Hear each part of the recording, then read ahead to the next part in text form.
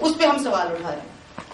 क्योंकि मुझे लगता है कि ये थोड़ा सा एक पेचीदा मामला है कि कभी किसानों की जमीन किन हालातों में लेना उचित है और किन हालातों में लेना उचित नहीं है। मेरे पास इसका कोई जवाब नहीं है, लेकिन मैं ये कह रही हूं कि शायद ये आज के टाइम पे एक मूलभूत सवाल है जिसके बारे में हमें थोड़ा सोचना पड़ेगा कि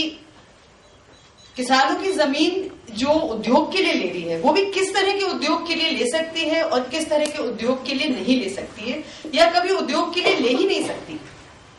किसानों की जमीन सरकार ले ही नहीं सकती, क्या हम ये कह रहे हैं? मतलब मैं अपना जो एक मन में एक सवाल है उसको यहाँ पर रखना चाह रही थी कि हम किस तरह से इसके बारे में सोचते हैं।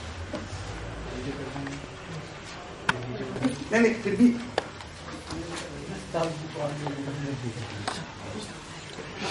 ये मानना कि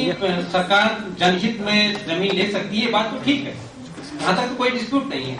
पर क्वेश्चन ये है कि उसका उद्देश्य और मकसद क्या है। मान लो हमने कोई एक जमीन किसी इंडस्ट्री को दी और उस इंडस्ट्री ने दिवाला निकाल लिया और बाद में उसने कह दिया कि साहब मैं तो इसका कन्वर्जन करना चाहता हूँ और इसमें हाउसिंग सोसाइटी बनाना चाहता हूँ और मकान बनाना चाहता हूँ। तो जिस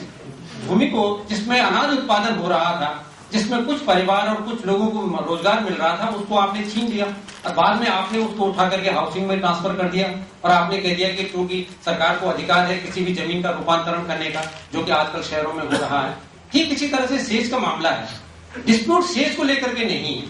सेज को कौन सी जमीन लेनी चाहिए,